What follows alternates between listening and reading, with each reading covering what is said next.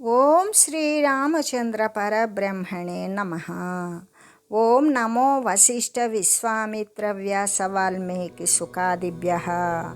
ఓం శుక్లాంబరధరం విష్ణుం శశివర్ణం చతుర్భుజం ప్రసన్నవదనం ధ్యాయేత్ సర్వవిఘ్నోపశాంతయే. ఓం నమో బ్రహ్మాదిభ్యో బ్రహ్మ విద్యా సంప్రదాయ కర్తృభ్యో వంశ ఋషిభ్యో మహద్భ్యో నమో గురుభ్యః. ఓం శ్రీరామో రామభద్రశ్చ రామచంద్రశ్చ శాశ్వతః రాజీవలోచన శ్రీమాన్ రాజేంద్రో రఘుపుంగవః. శ్రీ యోగ వాసిష్టము నిర్వాణ ప్రకరణము ఉత్తరార్ధము. అయితే సాధుజనుల యొక్క సాంగత్యము చేత మనుజుడు భయాన్ని వదిలివేస్తాడు కదా. అలా ఎప్పుడైతే భయాన్ని వదిలివేశాడో అప్పుడే విశ్రాంతిని పొందుతాడు. ఏ విధంగా విశ్రాంతిని పొందగలిగాడో అదే విధంగా పుష్పాల యొక్క అనేకాలైనటువంటి పుష్ప సమూహాల చేత మనసును హరింపజేసేటువంటి ఉద్యానవనముల యందు కూడా అతడు అటువంటి విశ్రాంతిని పొందలేడు అనే చెబుతూ వివేకవంతుల యొక్క సాంగత్యము ఎలాంటిది అంటే గంగా జలమునందు స్నానము చేసినప్పుడు వానికి పైన శరీరముపై ఉన్నటువంటి దుమ్ము ధూళిని శుభ్రం చేయడమే కాకుండా వాని యొక్క పాపాలను కడిగివేసినట్లుగానే ఈ విధంగా అంటే వివేకవంతుల యొక్క సాంగత్యము గంగా జలములాగానే పాపాన్ని కడిగివేస్తుంది, మహాపవిత్రతను కలుగజేస్తుంది, శుద్ధత్వాన్ని కూడా కలుగజేస్తూ ఉంటుంది అని చెబుతూ నిర్మలమైనటువంటి ఏ విధంగా అంటే విరక్తులైనటువంటి వారు, సంసారాన్ని దాటివేసినటువంటి వారు వివేకులే కదా. అటువంటి వివేకుల యొక్క సహవాసమునందు మంచు పుష్పహారాలతో నిండిపోయినటువంటి గృహాలు గనక నిర్మించబడితే దాని యందు నివసిస్తూ ఉన్నటువంటి జనులు ఎంత ప్రసన్నముతో శాంతితో ఉంటారో అటువంటి దానిని పొందుతారు సంసారాన్ని దాటివేసినటువంటి విరక్తులు అనే చెబుతూ వివేకశీలుని యందు ఏ ఉదారమైనటువంటి ప్రీతి ఉన్నదో అది మనుజుల యందు, దేవతల యందు, గంధర్వ కాంతల యందు కూడా లేనే లేదు. క్రమంగా కూడా క్రమానుగతంగా అనుష్ఠింపబడినటువంటి నిష్కామ కర్మము చేత బుద్ధి ఏమవుతుంది? శుద్ధపడిపోతుంది.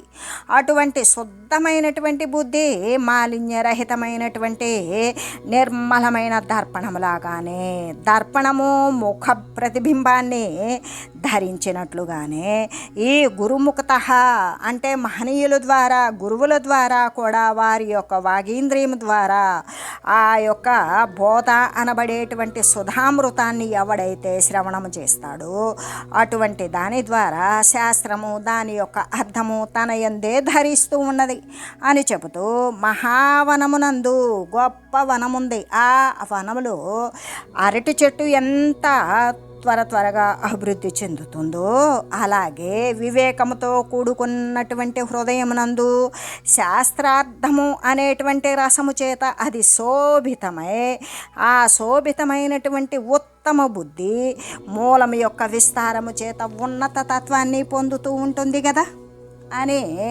చెబుతూ, అంతేకాదు నిర్మలమైనటువంటి అర్థమునందు తన యొక్క ప్రతిబింబాలనే అనుభవించినట్లుగానే ఈ మా వివేకవంతుని యొక్క ఏ వివేకము సత్యము నిత్యము అనేటువంటి పరమాత్మతత్వమునందు నిలబడినటువంటి వివేకము అదే శాశ్వతము అని తెలిసినటువంటి వివేకవంతుని యొక్క మాలిన్యరహితమైనటువంటి ప్రజ్ఞ సమస్త పదార్థాలను కూడా సంపూర్ణంగా తనలోనే అనుభవిస్తుంది. ఎలాగా?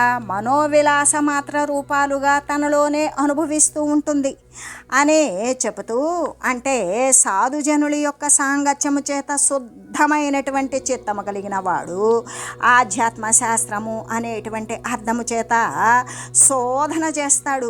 అలా శోధితుడైనటువంటి వివేకి అగ్నియందు శౌచము చేయబడినటువంటి పైకెత్తబడినటువంటి వస్త్రములాగానే కనబడుతూ ఉంటాడు. అని చెబుతూ సూర్యుని చేత ప్రపంచమంతా కూడా ఏ విధంగా ప్రకాశిస్తుందో అదేవిధంగా ప్రదీప్తమైనటువంటి సువర్ణంలాగానే మనస్సును హరించేసేటువంటి నిర్మలమైన ప్రకాశాన్ని కలుగజేసేటువంటిది అగు తన యొక్క ఆత్మ ప్రకాశము చేతనే వివేకి అనేటువంటి వాడు భాసిల్లుతూ ఉంటాడు అని చెబుతూ తథానుగచ్చతి ప్రాజ్ఞ శాస్త్రసాధు సమాగమౌ యథాత్యంతానుషంగేన తావేవానుభవత్యసౌ. అంటే స్వప్నమందు వానిని అనుభవించునంతటి తీవ్రముగా వివేకి అయినటువంటి వాడు శాస్త్ర అభ్యాసము సాధు సాంగత్యాలను కూడా నిరంతరము కూడా అనుసరిస్తూ ఉండాలి. ఏ విధంగా అనుసరిస్తూ ఉంటాడు? స్వప్నమందు వానిని అనుభవించినంతటి తీవ్రముగా. స్వప్నములో ఎవరైనా సరే స్వప్నాన్ని అనుభవించేటప్పుడు ఏ విధంగా వాటిని నిజంగానే సత్యముగానే తీవ్రతరంగా వాడు అనుభవిస్తూ ఉన్నట్లుగానే అలాగే తీవ్రముగా వివేకియగువాడు శాస్త్రాభ్యాసము సాధు సంగాత్యాలను నిరంతరము అనుసరిస్తూ ఉంటాడు అనే చెబుతూ ఎలాగంటే ప్రజ్ఞావంతుడైనటువంటి వాడు శాస్త్ర అభ్యాసములయందు సాధుజన సాంగత్యములనందు ఈ రెంటినీ కూడా స్వప్నమందు కూడా ఆ రెండింటినే అనుభవించినంతటి తీవ్రంగా నిరంతరం అనుసరించుచూ ఉంటాడు. అంటే వాడు బయట ఏమి చేస్తున్నాడో స్వప్నమునందు కూడా అంత తీవ్రమైనటువంటి అనుభవము అనేటువంటిది శాస్త్రాభ్యాసము సాధున సాంగత్యము అనేటువంటి వాడు బుద్ధిమంతుడు ప్రజ్ఞావంతుడు జ్ఞాని అయినటువంటి వాడు తీవ్రంగా నిరంతరం అనుసరిస్తూనే ఉంటాడు అనే చెబుతూ క్రమాత్ సజ్జన సాతామేత్య శాస్త్రార్థాభర భావిత భాతి భోగానద కుర్వన్ పంజరాదివ నిర్గత. శాస్త్రము యొక్క అర్థము చేత పవిత్రుడైనటువంటి మనుజుడు రాగము ద్వేషములను రెంటినీ కూడా నశింపజేస్తూ ఉంటాడు. మరి మైత్రి అని కరుణ అనేటువంటి మొదలైన గుణాలను సంపాదిస్తూ ఉంటాడు. దాని యొక్క క్రమము చేతనే సజ్జనత్వాన్ని మంచితనాన్ని సంపాదిస్తూ ఉంటాడు. భోగాలను ఈ ప్రాపంచిక సంబంధమైన కోరికలతో కూడినటువంటి భోగాలను అనగద్రొక్కుచు పంజరము నుండి బయటకు వచ్చినటువంటి సింహంలాగానే గంభీరంగా శోభిస్తాడు అని చెబుతూ మనుజుడు ఏం చేస్తాడు? శాస్త్రము యొక్క అర్థాలను గొప్పగా భావన చేస్తాడు. క్రమంగా సజ్జనత్వాన్ని పొందుతాడు. దాని ద్వారా రాగము ద్వేషము లోభము అనేటువంటివి దోషాలన్నీ కూడా ఇష్టమని అయిష్టమని లోభమని మోహమని కోరికలని వాసనలని ఇవన్నీ ఏవైతే ఉంటాయో అటువంటి దోషాలన్నీ కూడా నశింపజేసుకుంటాడు. అంతేకాదు మైత్రి మొదలైనటువంటి గుణాలను సంపాదించుకుంటాడు. అలా చేసుకొని భోగములు అనేటువంటి అనుభవయోగ్యములైన ప్రాపంచక సంబంధమైనటువంటి ఈ యొక్క భోగాలను క్రిందకు త్రోసివేస్తాడు. త్రోసివేసి ఏం చేస్తాడు అంటే బోనులో గనక బంధించబడినటువంటి సింహం ఏ విధంగా బోనును పగలగొట్టుకొని బయటకు వస్తుందో అలాగే సింహంలాగానే పగలగొట్టుకోబడినటువంటి ఆ యొక్క విషయ సంబంధమైన విషయ భోగాల నుండి కూడా విముక్తుడై బంధ విముక్తుడై కనబడుతూ ఉంటాడు అనే చెబుతూ భోగాభికమద్భవ దౌర్భాగ్యం దినాను దినము జత తేన తత్కలమాభాతి తారా చక్రామి విందున. చంద్రుని చేత నక్షత్ర మండలము అనేటువంటిది శోభిస్తుంది కదా. ఎందుకు? వాస్తవానికి నక్షత్రాలు అనేటువంటివి చంద్రుని కంటే కూడా పెద్దవి. కానీ ఇంకా ఎంత కొన్ని కోట్ల యోజనాల దూరంలో ఉండబట్టి మిణుకుమంటూ కనబడతాయి.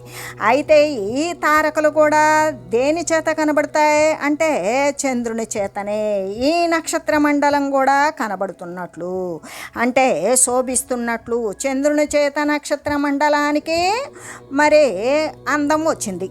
అలాగే ఈ భోగానుసరణము, అదే చంద్రుడు లేడు, అమావాస్య రాత్రి, అప్పుడు చంద్రుడు ఉండడు, కేవలం నక్షత్రాల వలన వెలుగు వస్తుందా? రాదు. అలాగే మరి శోభితమై ఎప్పుడు ఉన్నది? చంద్రుని చేత నక్షత్ర మండలం అంతా కూడా అందంగా శోభించినట్లుగానే భోగాన్ని అనుసరించడము అనేటువంటి ఏ దౌర్భాగ్యం అయితే ఉన్నదో అది రోజు రోజుకి కూడా వదిలివేసేటువంటి వివేకవంతుని చేత అతని వంశమంతా కూడా మరి సమాజము కూడా శోభిస్తుంది అని చెబుతూ, ఎలాగంటే నక్షత్ర మండలము చంద్రుని చేత అందంగా కనబడినట్లుగానే ఏ భోగాన్ని అనుసరించేటువంటి దౌర్భాగ్యం ఉన్నదో అదైతే అంటే ప్రాపంచక సంబంధమైనటువంటి సుఖాలను అనుభవించేటువంటిది దౌర్భాగ్యమే. ఆ దౌర్భాగ్యాన్ని రోజు రోజుకి వదిలివేసేటువంటి వివేకవంతుడు ఎవడైతే ఉంటాడో అటువంటి వాని చేత అతని వంశమే కాదు, అతను నివసిస్తూ ఉన్నటువంటి సమాజం కూడా అందంగా తయారవుతుంది, ఆ సమాజం కూడా శోభిస్తుంది అనే చెబుతూ, ఎలాగంటే ఎవడైతే భోగానుసరణమునందు అంటే భోగాలను అనుసరించాలి అనేటువంటి దౌర్భాగ్యమునందు అది వాడికి దరిద్రంగా దౌర్భాగ్యంగానే ఉంటుంది. జ్ఞాని అయినటువంటి వానికి ఆ దౌర్భాగ్యాన్ని రోజు రోజుకి వదిలివేస్తూ వస్తూ ఉంటాడు. అటువంటి వాని చేత ఏమవుతుంది? ఆ జ్ఞాని యొక్క కులము, వంశము, సమాజము కూడా చక్కగా ప్రకాశిస్తాయి. అంటే ఎలా ప్రకాశిస్తాయి అంటే చంద్రుని చేత నక్షత్ర మండలము ఏ విధంగా లెస్సగా గొప్పగా ప్రకాశిస్తుందో ఆ విధంగానే ప్రకాశిస్తాయి. భోగాలను గురించినటువంటి దీనత్వము లేని అంటే ఏ సుఖలాలసత, ఏ ఇంద్రియ విషయాలను అనుసరించేటువంటి దీనత్వం లేనటువంటి వివేకి యొక్క ముఖము మీద ఎలాగంటే రాహువు చేత విడువబడినటువంటి పూర్ణ చంద్రునిలాగానే ఒకానొక నూతనమైన కాంతి వర్తిల్లుతుంది. ఎలాగంటే భోగాలను గురించినటువంటి నేను సుఖపడలేదు, ఈ ప్రాపంచక సంబంధమైనటువంటి సుఖలాలసతోటి నేను ఈ కోరికను పొందలేకపోయాను అనేటువంటి దీనత్వం వానికి లేదు. ఎవరికి? ఈ నిత్య వస్తువును గురించి తెలిసినటువంటి అనుసరించేటువంటి వివేకికి. అటువంటి భోగాలను గురించినటువంటి ఆశ కానీ దీనత్వము కానీ లేని వివేకి యొక్క ముఖము మీద ఎలా ఉంటుంది ప్రకాశము, నూతనమైన కాంతి? అంటే రాహువు చేత గ్రసించబడి విడువబడినటువంటి పూర్ణ చంద్రునిలాగానే ఒకానొక రకమైనటువంటి నూతనమైన కాంతి ప్రసరిస్తూ ఉంటుంది అనే చెబుతూ, తృణీకృత త్రిజగతాం మహతా మభిధేయతాం సయాతి కల్పవిటపీం నభశివ దివౌకసాం. అంటే స్వర్గమునందు దేవతల యొక్క మధ్యమున కల్పవృక్షము ప్రశంసింపబడినట్లుగానే ఈ ముల్లోకాలు అనబడేటువంటి దర్పణములాగా ఎంచేటువంటి ఈ మహాత్ముల మధ్య వివేకి అగువాడు కీర్తనీయుడే అగుతూ ఉంటాడు అని చెబుతూ, స్వర్గమందు అంటే స్వర్గమునందు దేవతల మధ్య, స్వర్గములో దేవతలంతా ఒక సమావేశమయ్యారు. అయినప్పుడు వాళ్ళ మధ్యలో కల్పవృక్షం గురించి ప్రశంస వచ్చింది. దాని దగ్గర ఆ కల్పవృక్షము యొక్క ఛాయలో, నీడలో కల్పవృక్షము క్రింద ఉండి ఏది కోరినప్పటికీ కూడా కోరినటువంటిది వెంటనే అక్కడ సిద్ధిస్తుంది. కాబట్టి కల్పవృక్షము అంత గొప్పది, కల్పించగానే సిద్ధించినట్లుగా ఉండేటువంటిది అని రకరకాలుగా ఎవరికి తోచినటువంటి విధంగా వాళ్ళు మాట్లాడుకుంటూ కల్పవృక్షాన్ని గురించి పొగుడుతూ కీర్తిస్తూ ప్రశంసిస్తూ ఉన్నట్లుగానే దేవతల మధ్యలో అలాగే ముల్లోకాలు అనబడేటువంటి తృణములాగా ఎంచునటువంటి, ఎక్కడ ముల్లోకాలు అనబడేటువంటి తృణములాగా ఎంచుతాడు. ముల్లోకాలు స్వర్గలోకము, మత్స్యలోకము, పాతాళలోకము, ఈ మూడు లోకాలు కూడా గడ్డితో సమానంగా ఎంచేటువంటి మహాత్ముల మధ్య అయితే వివేకి అనేటువంటి వాడు కీర్తించబడతాడు. ఏ విధంగా అంటే ఒకసారి ఈ కీర్తించబడడం అనేటువంటి వివేకుల చేత ఏ విధంగా వశిష్ఠుని చేత ఆయన విశ్వామిత్రుడు కీర్తించబడినట్లుగానే ఒకసారి విశ్వామిత్రుడు అంటే ఈయన అంటే వశిష్ఠుల వారి యొక్క గొప్పతనాన్ని చూసి ఆయన దగ్గర ఉన్నటువంటి ఆ నందినీ దేవుని చూసి దానిని కోరుతాడు. అది ఆయన ఇవ్వడు. వాళ్ళిద్దరి మధ్య పరస్పరం వైరం కలుగుతుంది. చిట్ట చివరకు విశ్వామిత్రుడు ఎంత సాయుధ బలాలతో వచ్చినప్పటికీ కూడా, గాదిరాజు కొడుకు విశ్వామిత్రుడు ఎంత సాయుధ బలాలతో వచ్చినా కూడా అతను ఓడిపోతాడు. కారణం ఏంటి? ఆయన యొక్క దండం అలా అడ్డు పెడతాడు, దాని నుండి ఆయన ఓడిపోతాడు. ఇంకప్పుడు విశ్వామిత్రుడు ఏమనుకుంటాడంటే, ఏమైనా సరే ఈ శక్తి అంతా, ఈ కామధేను కానీ, ఈయనకి ఇంత గొప్పతనం కానీ, ఇటువంటి మహిమ కానీ, ఈ నైపుణ్యం కానీ, సర్వాన్ని కూడా ఓడింపచేయగలిగినటువంటి మరి ఈ ధీరత్వం కానీ కేవలం తపస్సు నుండే సంప్రాప్తించింది. కాబట్టి ఈ తపస్సు ద్వారా ఏదైనా సాధించవచ్చు అనుకున్నాడు. తపస్సు చేశాడు. ఆ తపస్సు అనేకసార్లు ఆయన యొక్క కోరికలకి ఫలితంగా అది భంగమవుతూ వచ్చింది. తర్వాత మళ్ళీ మేలుకుంటున్నాడు. మళ్ళీ కూడా జాగృతావస్థలోకి వస్తున్నాడు. జాగృతమై మళ్ళీ తపస్సు ప్రారంభించి ఈ విధంగా తపస్సు అనేటువంటిది అవిరామంగా తపస్సు చేసి అందరూ కూడా ఏమంటున్నారు, ఇక ఆయనను మొట్టమొదట రాజర్షి అనేవాళ్ళు, తర్వాత ఆయనను బ్రహ్మర్షి అంటున్నారు. కానీ ఎన్నిసార్లు అయినప్పటికీ కూడా ఈ బ్రహ్మర్షి అనడం లేదు అని వశిష్ఠ మహర్షి యొక్క 100 మంది కొడుకులను కూడా విశ్వామిత్రుడు చంపివేస్తాడు. ఆయన వారు ఎందుకు వచ్చారో, వారి యొక్క శరీరం అంత మాత్రమే ఉన్నప్పుడు ఆయన కారకుడు కాదు, ఎలా అయినా వెళ్ళిపోతారు అని ఆయన సత్యమునందే సత్య సంకల్పుడే ఆ విధంగా స్థిరపడి ఉన్నాడు. అయితే ఆయన నోటి నుండి మాత్రం ఒక్కసారైనా సరే నేను బ్రహ్మర్షిని అని అనిపించుకోవాలి అని విశ్వామిత్రుడు గాఢమైన కోరిక. ఆ విశ్వామిత్రుడు గాఢమైన కోరికతోటి ఆయన అందరూ కూడా ఆయన్ని బ్రహ్మర్షి అని అంటున్నారు. లోకాలన్నీ తల్లడిల్లుతున్నాయి. ఆయన యొక్క తపశ్శక్తి కాంతిపుంజాలు దివ్యలోకాలన్నీ దివ్యతరంగా వెలిగిస్తున్నాయి. అయినా కూడా వశిష్ఠుడు ఏమాత్రం బ్రహ్మర్షి అనే విశ్వామిత్రుని ముందుగా అనడన్నమాట. అయితే ఆయన చేత అనిపించుకోవడం, ఇంతకీ ఈయనకి విరోధం ఎక్కడ వచ్చింది అంటే బ్రహ్మర్షి వశిష్ఠుల ద్వారానే ఈయనకి విరోధం వచ్చింది. అది ఎవరు కల్పించింది కాదు, తన యొక్క అహం హెచ్చి మహర్షులైనటువంటి బ్రహ్మర్షులతోనే తలపడ్డారు. చిట్ట చివరికి ఏమైంది, ఇక ఆయన ఎంతమందిని చంపివేసినా, ఏమి చేసినా, ఎంత పగ తీర్చుకున్నా, ఎన్ని తపస్సులు చేసినా, ఎంతమంది చేత కీర్తించబడిన సత్యలోకము, వైకుంఠము, కైలాసము, సర్వ లోకాలు, ఈ 7 లోకాలు 14 భువనాలలో కూడా బ్రహ్మర్షి విశ్వామిత్ర అనే అంటూ ఉన్నారు. కానీ కేవలం భూలోకవాసి అయిన వశిష్ఠుడు వారు మాత్రం ఆయనను రాజర్షియే అంటూ ఉన్నారు. ఒకరోజు ఏమనుకున్నారంటే, లోకమంతా సరే నన్ను బ్రహ్మర్షి అంటూ ఉన్నారు, ఈయన మాత్రమే అనడం లేదు, ఈయన ఒక్కరిని నేను తొలగించాననుకో ఇంకా నన్ను ప్రతి ఒక్కరూ బ్రహ్మర్షిత్వంగానే గ్రహిస్తారు. ఎందుకు? బ్రహ్మర్షి అనేటువంటిది పుట్టుకతో సాధ్యమయ్యేటువంటిది ఒకటైతే, ఇంకొకటేంది, ఆ పుట్టుకతో సాధ్యము కాకనే రాజసాది గుణాలకు లోబడి అనేక పర్యాయాలు కూడా కోరికలకు లోబడి తపస్సును భంగం చేసుకొని ఎంతో సమయం తర్వాత ఎంతో శ్రమకు వచ్చి సూర్యకిరణాల చేత తన యొక్క శరీరాన్ని కాల్పించి వేసుకొని కొత్త శరీరాన్ని ఉత్పన్నం చేసుకొని తీవ్రతరమైనటువంటి తపశ్శక్తి చేత ఆయన బ్రహ్మర్షిత్వాన్ని పొందారు. అయినప్పటికీ కూడా శ్రీ వశిష్ఠుడు ఆయనను బ్రహ్మర్షి అని మాత్రం చెప్పడం లేదు. అందుకని ఆయన బాధ ఏంటి అంటే, లోకాలు మొత్తం కూడా నన్ను బ్రహ్మర్షి అని గుర్తిస్తూ ఉన్నవి, అలానే వక్కాణిస్తూ ఉన్నవి, అలాగే చెప్తూ ఉన్నారు. కేవలం వశిష్ఠుడు మాత్రమే ఒప్పుకోవడం లేదు.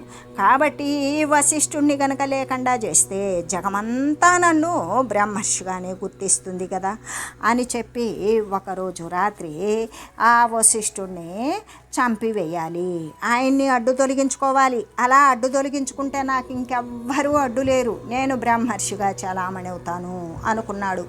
అక్కడి కూడా అతనికి సూక్ష్మ రూపంలో అహంభావమే తలెత్తింది.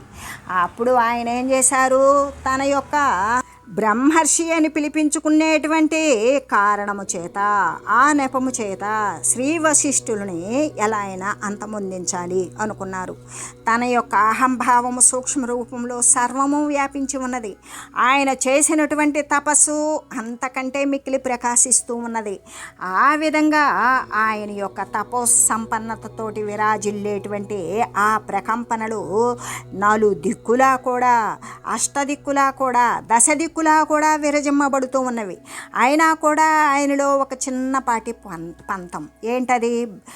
ఆ యొక్క వశిష్ఠుల ద్వారా తాను బ్రహ్మర్షి అని అనిపించుకోవాలని.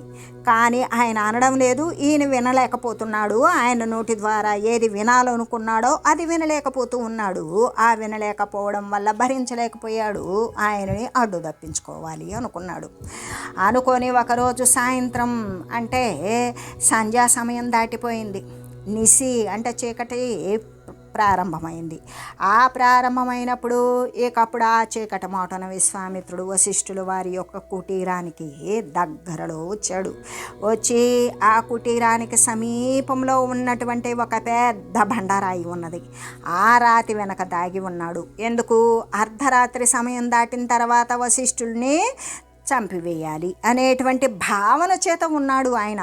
అయితే ఆ రోజు రాత్రి ఆ ఇంటి కృత్యాలన్నీ తీర్చుకొని ఆ శ్రీ వశిష్ఠ గురుదేవులు తన భార్య అయినటువంటి అరుంధతీదేవితో సహా కూడా ఇద్దరూ వచ్చి ఆ చల్లని, ఏ విధంగా అంటే శరత్కాల పౌర్ణమి, ఆ శరత్కాల పున్నమి వెన్నెలలు ఆహ్లాదకరంగా, ప్రసన్నంగా, బహుశీతలంగా, మనసును హరించేవిగా ఉన్నవి. వచ్చి వాళ్ళిద్దరూ వారి కుటీరం ముందుగా ఉన్నటువంటి 2 పెద్ద బండరాయి ఉంది. ఆ బండరాయినే అరుగుగా చేసుకొని కూర్చుంటూ ఉంటారు. అయితే వాళ్ళిద్దరు కూర్చొని ఉన్నారు. అప్పుడు ఆమె ఏమి అన్నది అరుంధతీదేవి అంటే, స్వామి చూడండి, ఈ చంద్రుని యొక్క ప్రకాశము ఎంత చక్కగా విరాజిల్లుతూ విరజిమ్ముతూ పుచ్చ పువ్వులాగా, పిండి ఆరబోసినట్లుగా, వెండి వెన్నెలలాగా, అరచేతి గీతలు కూడా సుస్పష్టంగా కనబడే విధంగా ఎంత చక్కని శీతలమైన వాయువులతో ఎంత ప్రసన్నంగా ఉంది, ప్రతి ఒక్కరి మనసును కూడా రంజింపజేసేలాగా ఉన్నది అని ఆమె తన భర్తతో అంటూ ఉన్నది. అప్పుడు ఆయన ఎవ్వరూ లేరు. అది నిశీది.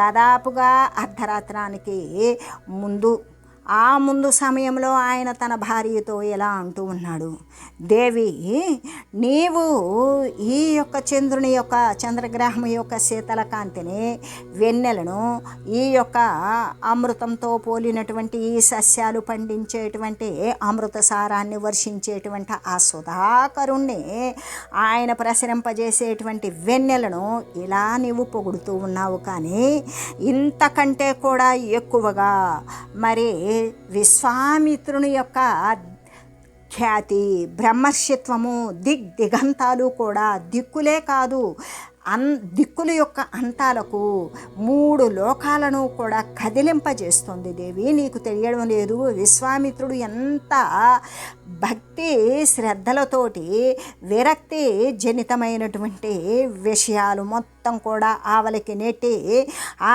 బ్రహ్మర్షిత్వంతో ఆయన చేసేటువంటి తపస్సు ద్వారా సర్వలోకాలు కూడా ప్రకాశితమై ఉన్నవి. ఆయన బ్రహ్మర్షిత్వానికి ఈ చంద్రుని యొక్క వెన్నెల అనేటువంటిది సాటి కాదు, పోటీ కాదు అని చెప్పి అన్నాడు. అయితే అక్కడ విశ్వామిత్రుడు ఏం చేస్తున్నాడు? బండరాయి వెనకాల కూర్చొని ఎప్పుడైతే ఆ దేవి లోపలికి వెళ్తుందో వశిష్ఠుడి మీద ఒక బండరాయి వేసి చంపివేయాలి.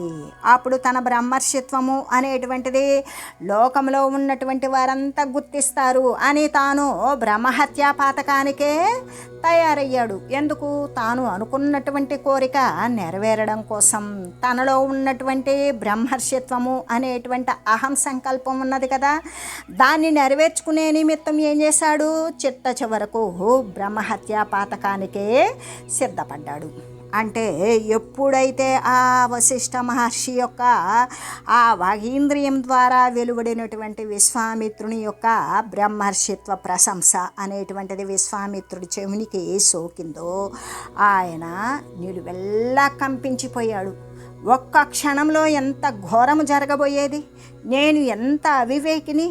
ఈ మహనీయులు ఈ విధంగా అర్ధరాత్రి పూట ఎవ్వరూ లేనప్పుడు ఈ విధంగా నన్ను గురించి ఎంత కీర్తిస్తూ మాట్లాడుతూ ఉన్నారు అంటే ఎంత వివేకి, ఎంత కీర్తనీయుడు అని చెప్పి పరిగెత్తుకుంటూ వచ్చి, బ్రహ్మర్షి నన్ను క్షమించండి అని ఆయన పాదాల మీద, వశిష్ఠుల వారి పాదాల మీద విశ్వామిత్రుడు, రాజర్షి విశ్వామిత్రుడు అని పిలువబడే బ్రహ్మర్షి అయినటువంటి శ్రీ వశిష్ఠం మహనీయుల యొక్క పాదాల మీద పడి శరణు వేడారు. అప్పుడు ఆయన ఏమన్నారు అంటే, బ్రహ్మర్షి లేచి నిలు, లే నువ్వు ఇలా పడకూడదు అని చెప్పేసి అన్నారు. బ్రహ్మర్షి అనేటువంటి ఆయన యొక్క నోటు వెంట వెలువడినటువంటి ఆ పదాలను వినడం కోసం ఆయన ఎంత శ్రమించాడో అటువంటి గర్వం అంతా కూడా అణిచివేయబడింది. ఆ విధంగా తన యొక్క తను ఏ విధంగా అనుకున్నాడో ఆ విషయాన్ని పొందేదానికి తాను స్వాభావికంగా క్షత్రియ వంశమే, నా కూడా క్షత్రియత్వాన్ని నశింపజేసుకొని సర్వ కోరికలను శమింపజేసుకొని ఆయన రాజర్షిత్వానికి లోబడి అనేక తపస్సులకు భంగాలకు ఏర్పడి ఆ ఏర్పాటు చేసుకొని అది అయిపోయిన తర్వాత కూడా అకుంఠితంగా చేసినటువంటి రాజర్షిత్వాన్ని వదిలివేసి బ్రహ్మర్షిత్వాన్ని పొందినటువంటి శ్రీ విశ్వామిత్రుల వారిని అర్ధరాత్రి సమయంలో దిగంతాలకి కూడా ఏ విధంగా అంటే ఉదాసీనమై చక్కగా అక్కడ వినటానికి సిద్ధపడినటువంటి ఆ దిక్కుల యొక్క మధ్యలో ఉండి తన భార్యతో విశ్వామిత్రుడి గురించి బ్రహ్మర్షిత్వ ప్రశంస చేసినప్పుడు విని ఆ విశ్వామిత్రుడి యొక్క ఉన్నటువంటి స్వల్పమైన అహంభావం కూడా ఆ శాంతం నశించిపోయింది. ఆ విధంగానే అంటే ఇక్కడ మహనీయుల యొక్క ఏ విధంగా అంటే అప్పుడు ఆయన నిజంగానే తన అహంభావాన్ని నశింపజేసుకొని బ్రహ్మర్షే అయ్యారు. అలాగనే స్వర్గమందు దేవతల మధ్య కల్పవృక్షాన్ని గురించి ప్రశంసింపబడినట్లుగానే ఈ ముల్లోకాలు అనేటువంటి తృణములాగానే స్వర్గమత్య పాతాల లోకాలను కూడా గడ్డితో సమానముగా ఎంచేటువంటి మహాత్ముల మధ్య వివేకియకు వాడు కీర్తనీయుడే అవుతాడు. వాడు ఎప్పుడూ కూడా అటువంటి మహనీయుల మధ్య తను ఉన్నా లేకపోయినా వివేకి అయినటువంటి వాడు ఎల్లప్పుడూ కీర్తించబడుతూనే ఉంటాడు అని తెలియజేస్తూ, స్వర్గమున దేవతల మధ్య కల్పవృక్షములాగానే ఉన్నటువంటి అటువంటి వివేకవంతుడు ముల్లోకములు అనేటువంటి తృణములాగానే చూసేటువంటి మహాత్ముల మధ్య ప్రశంసనీయత్వాన్ని పొందుతాడు అని తెలియజేస్తూ, భోగానాం ద్వేషణాంతర్లజ్జామానో మనస్యపి భోగానామప్య సంపత్యా పరమం పరితుష్యతి. వివేకి అయినటువంటి వాడు ప్రాప్తించినటువంటి భోగాల యొక్క త్యాగము చేత వానికి ఏ సుఖాలు అయితే ప్రాప్తిస్తాయో అటువంటివి కూడా వదిలివేస్తాడు. వదిలివేసి ఆ త్యాగము చేత సంతుష్టుడైపోతాడు. ఎందుకు అంటే భోగాలకు లోబడకుండా వాటిని నెట్టివేయడం అనేటువంటిది వానికి సంతుష్టిని కలగజేస్తుంది వివేకికి. ద్వేషాలు అన్నింటినీ కూడా ఇష్టమని కానీ అయిష్టమని కానీ ఏమీ లేకుండా సర్వాన్ని వదిలించుకున్నటువంటి తనకు భోగాల పట్ల కానీ ద్వేషముచో ఏమి ప్రయోజనం ఉన్నది? ఈ భోగాలు నాకు అవసరం లేదు అని వాటిని ద్వేషించడం వల్ల ఏమన్నా ప్రయోజనం ఉన్నదా? లేదు అని తలంచి లోపల లజ్జితుడవుతాడు. అయినప్పటికీ కూడా భోగాల యొక్క అప్రాప్తి చేత మనస్సున అతి సంతుష్టుడవుతాడు. ఏ విధంగా అంటే నేను ఈ భోగాల పట్ల ఇష్టం లేకుండా ఉండడం వల్ల ప్రయోజనం ఏమైనా ఉన్నదా అంతలంచి లోపల లజ్జితుడవుతాడు. నేను కోరిన భోగం కాదు, నేను వద్దు అనుకోవడానికి, కాబట్టి ఇది వచ్చిందా అని నేను వద్దు అంటున్నాను అంటే తప్పు చేస్తున్నాను. ఎందుకు? ఇది నా ఇష్ట ప్రకారం రాలేదు. అయినప్పటికీ కూడా భోగాల యొక్క అప్రాప్తి చేత ఒకవేళ భోగాలు అనేటువంటివి సుఖాలు అనేటువంటివి తనకు ప్రాప్తించాల, అప్పుడు ఆ ప్రాప్తించకపోవడం వల్ల మనసులో ఏం చేస్తాడు? అతి సంతుష్టుడై ఉంటాడు. అని చెబుతూ, ఎలాగంటే జ్ఞాని అయినటువంటి వాడు ప్రాప్తించినటువంటి భోగాల యొక్క పరిత్యాగము చేత సంతోషాన్ని పొందినప్పటికీ కూడా సమస్త ద్వేషాన్ని కూడా వదిలివేసిన నేను మరలా కూడా భోగాలను ద్వేషించడం చేత ఏమి ప్రయోజనం ఉన్నది అని తలంచుతాడు. తలంచి మనసునందు లజ్జితుడవుతాడు. కానీ భోగాల యొక్క అప్రాప్తి చేత, ఒకవేళ భోగాలు అనేటువంటివి తనకు ప్రాప్తించలా, అతడు మహాసంతోషాన్నే పొందుతాడు అని తెలియజేస్తూ, ఓం మంగళం శ్రీ గురుదేవాయ మహనీయ గుణాత్మనే సర్వలోక శరణ్యాయ సాధురూపాయ మంగళం. ఓం మంగళం కోసలేంద్రాయ రామాయ రామభద్రాయ చక్రవర్తి తనూజాయ సార్వభౌమాయ జానకీ వల్లభాయ శ్రీరామచంద్రాయ మంగళం. ఓం తత్సత్.